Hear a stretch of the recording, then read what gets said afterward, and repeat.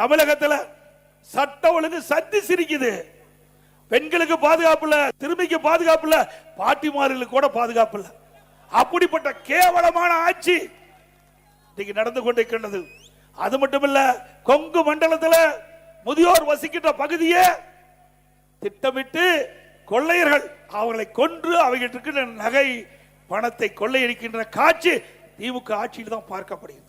இப்படிப்பட்ட அவல ஆட்சி தேவையா? ஆக திராவிட முன்னேற்ற கழகம் 4 அதிகார மையம், ஒரு முதலமைச்சர் இருந்தாவே தாக்கு பிடிக்க முடியாது. தமிழகத்தில் 4 முதலமைச்சர் இன்றைக்கு தமிழ்நாட்டு மக்கள் ஆட்டி படுத்திக் கொண்டிருக்கிறார்கள். ஒரு திரு ஸ்டாலின், திரு உதயநிதி ஸ்டாலின், திரு சபரீஸ்வரன், திரு ஸ்டாலினுடைய மனைவி துர்கா, 4 பேர் ஆட்டி படைச்சிட்டு இருக்கிறாங்க. அதனாலதான் தமிழ்நாட்டுக்கு சட்ட ஒழுங்கு நிரந்தர டிஜிபியை நியமிக்க முடியல. ஒரு டிஜிபியை நியமிக்க முடியாத ஒரு அரசாங்கம் எப்படி நாட்டு மக்களை காப்பாற்றுவீங்க?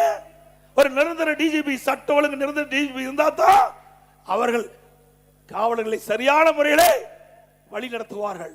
தமிழகத்திலே சட்ட ஒழுங்கு பாதுகாக்க முடியும். ஆனால் திராவிட முன்னேற்ற கழகம் பல முறை சொல்லி குறிப்பிட்டு விட்டோம்.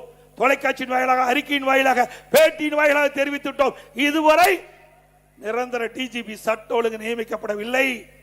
இன்றைக்கு ஒரு டிஜிபி பணி ஓய்வு பெறுது என்று சொன்னால் 3 மாதத்துக்கு முன்பாகவே மத்திய யூபிஎஸ்சிக்கு அனுப்ப வேணும், மத்திய பணியாளர் தேர்வாணையத்துக்கு அனுப்ப வேணும். அந்த பட்டியலிருந்து 3 டிஜிபிகள் அதிலிருந்து தேர்வு செஞ்சு மாநில அரசுக்கு அனுப்புவாங்க. அதில் ஒரு டிஜிபியை நியமிக்க வேணும். இதில் என்ன உனக்கு கஷ்டமா இருக்குது?